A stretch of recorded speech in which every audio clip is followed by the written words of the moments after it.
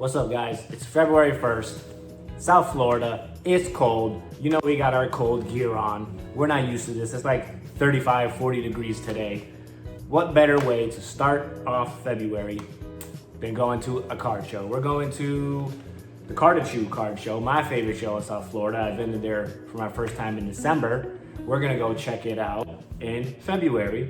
And if you don't know, I'm gonna be vending there March, April, May, and that's a strategic choice because that's tax season. People are gonna have a little extra dough to spend. And I've got plenty of slabs to vend and sell. So I've been stacking up inventory. Also, a lot of this is gonna go on my website. If you haven't seen MattsPokeMartt.com, check out my website. I'm gonna start uploading all these slabs today for purchase, right around market, if not a little under. So yeah, if you don't know, I also have some of this. I heard you like God packs. God packs here, God packs here, God packs here and here. Like, what are you even doing? MattsPokeMartt.com, check me out, and let's go check out this card show. What do you think? All right, guys, we made it to the card show. We're in the parking lot right now, and I just wanted to kind of give you a little insight to what this video is gonna be about. So we're just gonna, take a little bit of, recording of the general area, all the different tables, and kind of like review what you need if you want to be a vendor. So we're gonna kind of look at people's tables, and when I get home, we'll go over and discuss kind of like the necessities that if you want to be a Pokemon vendor, what you need to be successful. Because some of these vendors, they're a little lacking, first timers, they don't know, etc., etc. So let's get in there and let me show you around. All right, guys, we're gonna review this footage to kind of, little pointers about things you should and shouldn't be doing, things I like, things I don't like, just my personal preference, but overall some etiquette that you should be doing. So we're just gonna go around. I'm just gonna point out some things. You wanna be a vendor. These are things to keep in mind when you start to vend, or if you're already vending, just some people are just, out of their thought process when doing things, and they might not think of it. So let's see. So I'm just kind of strolling around the venue right now. I'm checking things out. It's about 12:30. It opened at 10. It goes 10 to 4, so it's 6 hours. So we'll kind of go table by table. So obviously this is super nice. He's got his sign. He's got his sealed product. He's got binders. Can I press? Oh, spacebar works. He's got binders with raw singles on there. All right, very nice. We got this guy. Got his tablecloth. This guy doesn't have his tablecloth. This show actually says you're supposed to have a tablecloth. I don't know why some of the vendors in this show don't have a tablecloth, but definitely get yourself a tablecloth. One, it's a security reason. You can have things under your table without people reaching under while you're busy or distracted, So get yourself a tablecloth, please. It was $30 on Amazon. I bought one, all black, 6 foot. Most vendor tables are 6 or 8 feet. 8 feet are more expensive. If you're starting out, just get the little 6-foot tablecloth, $25, $30, whatever it was. Ooh, watch out the light. I'm actually gonna get my girlfriend to get my logo on my tablecloth for me. So, it's gonna be $30 all in, whereas these people are paying, big bucks for these custom logos and banners. So we're kind of just sifting through the crowd. It's pretty packed. You can't walk through the aisles, Found a little space right here to breathe. Love that ditto bag. What else? So here's the table. Let's take a little look. We got, slabs, all different kinds of grading company. Some prices and some without prices. Now, please do yourself a favor.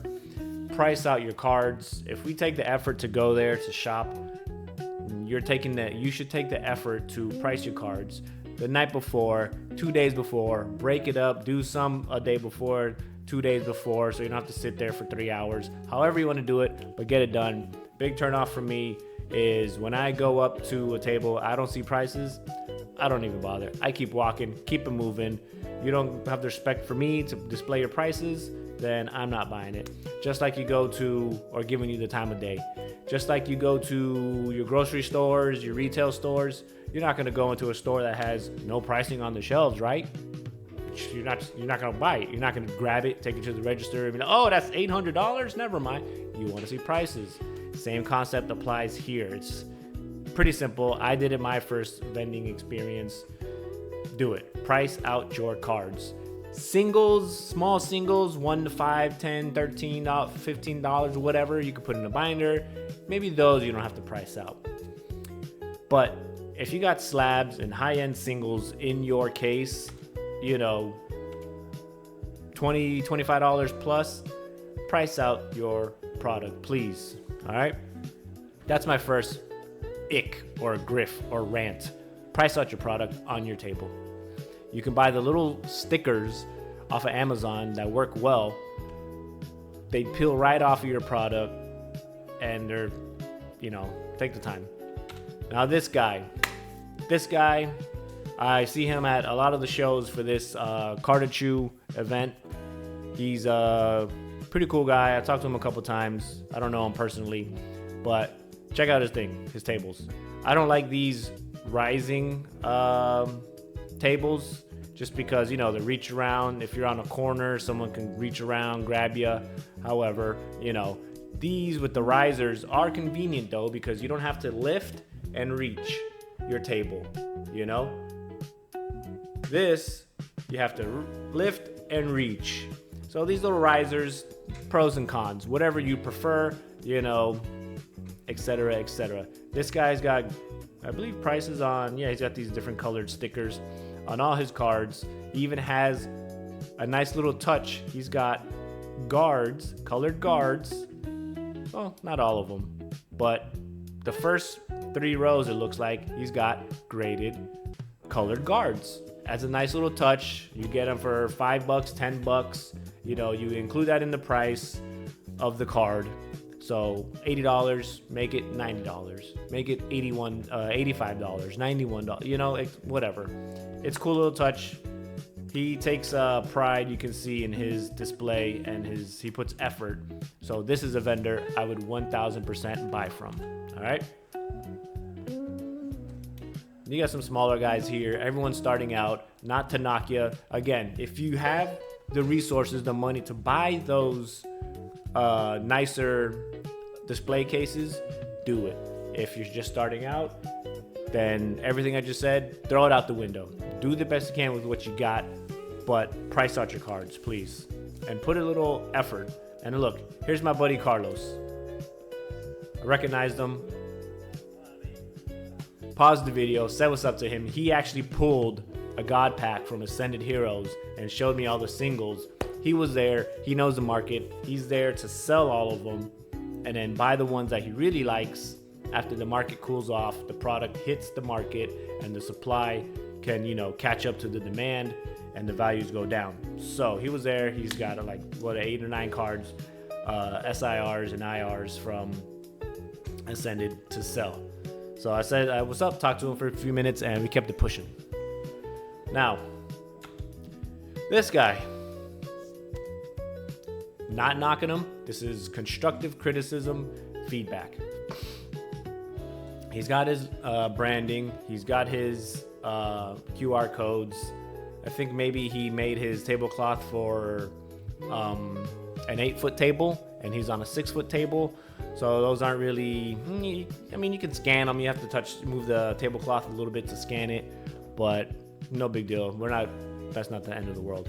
But you can see, if you are, let's say, I come from a background of retail and warehousing and logistics. You want to maximize every square inch of your sales floor, of your warehouse, you know, of your vending table. Obviously you can see where I'm going. So this guy has his one case. It's basic. It's nothing to rave about, but he could be starting out. So either way, you know, I would figure out something, to put on this empty space. I don't know if it's a binder with low value singles, sealed product if you have any, anything that you can flip. stuffies, keychains, anything. You know, if you want to stay with just cards, that's fine too. But this is wasted space. He paid $130. That's how much it is to vend at this show. $130, and he's not maximizing his space, his square foot, 6 feet, you know? So this is a missed opportunity, in my opinion. Not knocking him by any means, especially if he's just starting out. So, and actually, he was at another like little trade show night the other day. I didn't get to talk to him, but he was there, so he's trying, and more power to him. But this table, obviously, this vendor has been in the game for quite some time. He's got nice shelves, he's got a bunch of product, and his table was cluttered. Also, yeah, let's go back. His table was cluttered with stuff, you know. I don't know, my table's got to be a little bit more organized. This is kind of looks a little sloppy to me. But again, I come from a background of retail and warehouse and logistics where literally everything is exactly where it's supposed to be, facing forward, nice, high and tight. Let's take a look at this guy. Pretty standard, you know. Look at all these sealed products. He's got prices on pretty much everything, minus a few things. He might have missed it, whatever. Same thing with their cards in their case. Nice, neat, displayed, prices on them. This guy, perfect. He's got the riser case. He's got all his singles labeled. He's got, I don't know if I like the mixed matched colors on the price tags, but he's got them all priced. I would shop from him. What else? This guy said hello to me. Keeping it cool. That's another thing. If you're vending, you have to put a little effort. It's just not, you know, you don't have anything special because everybody there has the same stuff you have. You have to make that interaction feel unique, or, you know, just give the person a reason to shop there. Talk to them, chop it up, talk to them about what they're looking for, what they're hunting, their preferences, you know, anything. But you have to greet your customer. You have to talk to them, show some enthusiasm, and, you know, let the customer know that you're excited that they're there and they took the time to stop at your booth.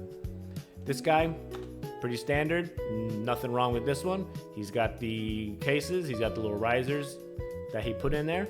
He's got most of his cards graded.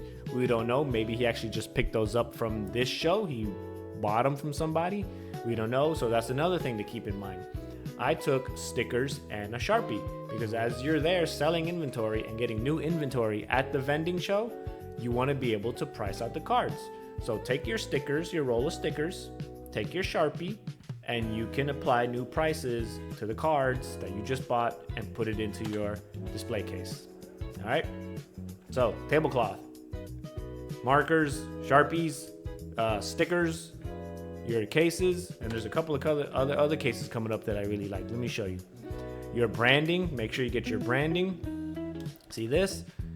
If you don't have a tablecloth, you put stuff underneath these tables, those boxes could be empty, we don't know. But you put product underneath your tables, if you're not looking, a little 2-foot midget can come in there, yoink, steal your stuff, steal your product, hard-earned product that we work for.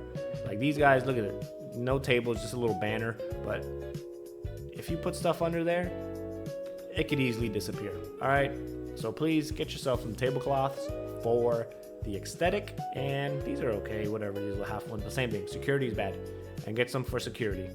Get yourself some branding. This is empty. He could have just sold out. So we can't really say much about that.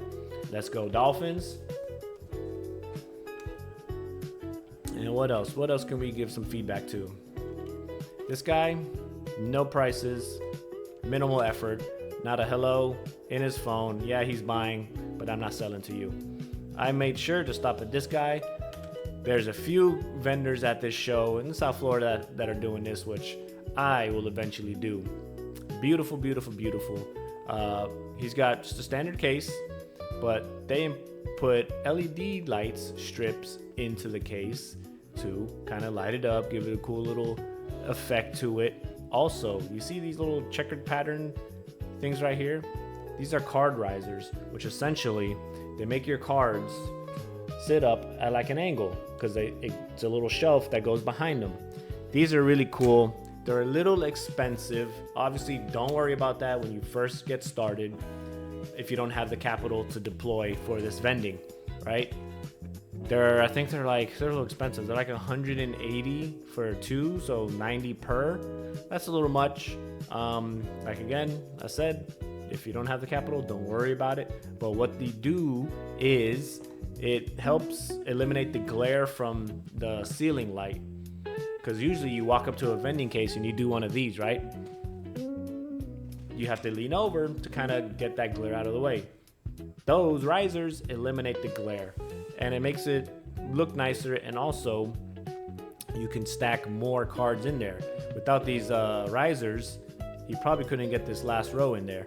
So it allows you to add more inventory to your display case, which is a must because you want to maximize every inch of your table, your display case, and get as much product out there. All right. So let's keep going. Binders with singles, make sure you have some. If not, that's cool. You don't have to be into the slab game or sealed game. Get yourself some singles. You know, I have sealed in slabs. That's my focus right now. I will be picking up more singles as the time goes. So my table will look something like display case, sealed, singles, binders. Probably two. Do half, one binder here, one binder here.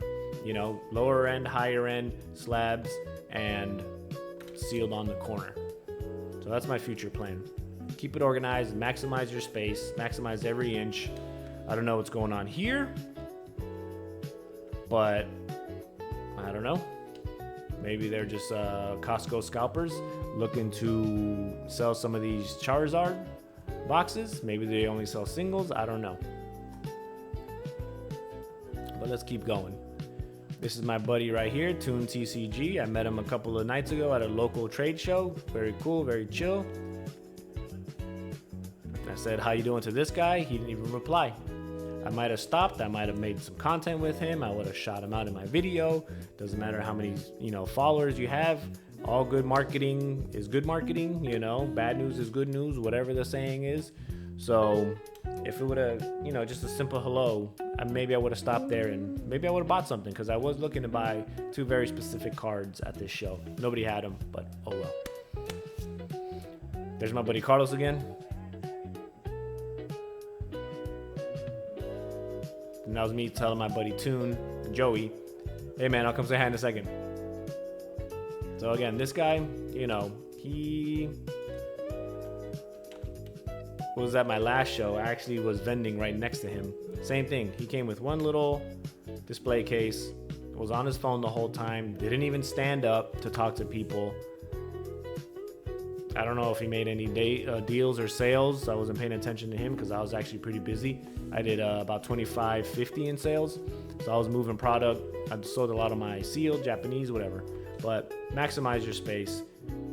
Get something. Put a little more effort. All right, guy?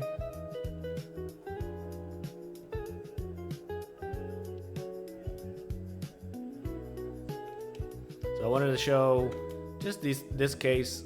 There's one piece that's blowing up everywhere. All right? Blowing up everywhere. There's more one piece than I could think of or see. It's just everywhere. It was like 50-50. A couple months ago, last month, it was like 60-40, 70-30. And little by little, just one piece is just taking over. Here you go. Your risers. He's got the little shelves that lift up your cards. I took a second to specifically show these two cases. Because again, he's got the nicer display cases. He's got the little shelves that lift your cards up. And this guy's fancy. He has a label printer with his logo. So nice, clear colors, or not colors, numbers with his logo. Obviously, these are from maybe he bought off of somebody. I don't know. Or just he didn't bring his label machine, whatever. But beautiful case, organized. He's got one piece, he's got Pokemon in two different cases. Keep it separate if you can. A little organization goes a long way. I would 100% buy from this guy. Clear, organized, and pretty straightforward. So that's a little bit of footage of the show. Just listen in.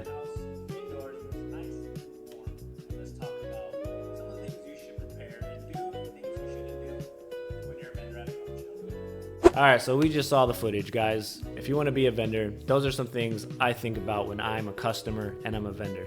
Just to recap, things you need and probably should do to be a successful vendor. Set yourself up for success.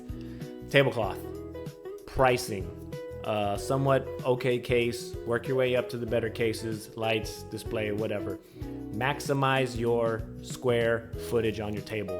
Put something there. Don't spend the money if you're gonna half-ass it, all right? Be engaging. Don't be on your phone. Make eye contact. Talk to people. If you're a little shy, that's okay. This is a good chance, experience to kind of come out of your shell, put yourself in some uncharted waters, and, you know, grow a little, you know? It's a good experience. It's fun. The vibes are fun. Everyone's cool. Make sure you bring some snacks because you're stuck behind that table most of the time unless you have a partner. Which then even still, you know, you can't break away to go eat. You're too busy. You guys are too busy. So bring yourself some little snacks, cookies, chips, nuts. Bring something to drink. Make sure you use the bathroom before you go. I don't know if I mentioned it. Sharpie, marker, stickers. Price all your stuff out. What else? Maybe even bring a battery and fan because it gets a little hot in there. It's a lot of bodies. My next show, I'm definitely bringing a little fan and my little solar battery. What else? Tablecloth for security and just aesthetics. If you have any type of branding, business cards, stickers, stuff of that sort. And yeah, just have fun. Think about these things when you're trying to vend. Look for smaller local shows. Get your feet wet, dip your toes in. Don't go for these big shows. It can be overwhelming. So hit some smaller ones before you decide to run, because you got to walk first, right? So either way, those are my tips. I probably forgot 100. I'm going off the dome, off the top of the head. But let me know if I missed anything in the comments below, and I'll see you guys in the next one.